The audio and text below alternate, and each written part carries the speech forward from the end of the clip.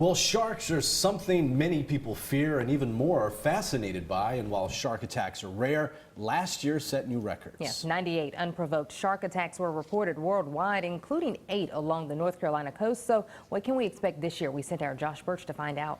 Well, Angela, there's a lot of factors you've got to look at when it comes to shark migration patterns.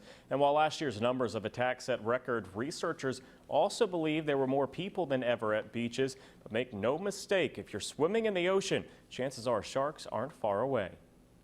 As we have warmer winters or warmer springs or summers that kind of come a little bit earlier, that's actually going to cue changes in the migration timing. For Chuck Bangley, sharks aren't only cool, but the center of his research. For the past 2 summers, WNCT has gone with Bangley as he researches sharks in North Carolina waters.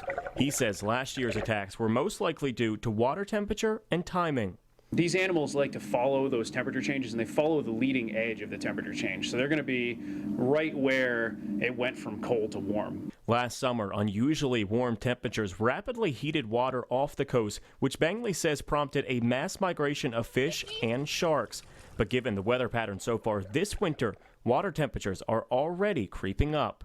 If you have an extended above normal period of air temperatures, sometimes the water temperatures will coincide. Along the East Coast, it's been a very warm winter. Cape Hatteras having the 4th warmest winter on record, a trend also being seen in Florida.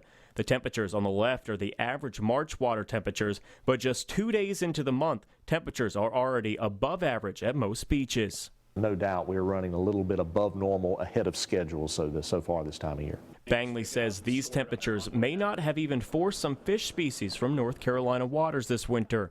But do warmer water temperatures already in March necessarily mean a repeat of last year's historic shark attacks? We may see another mass migration like we had last year, or we may see kind of a more tapered kind of migration. Regardless, there are things to look out for to reduce your risk of an unwanted encounter.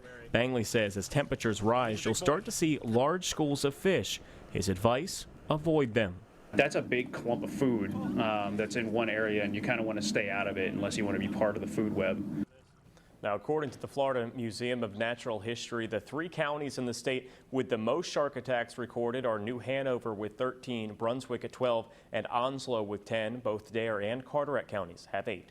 Josh Birch, 9 on your side.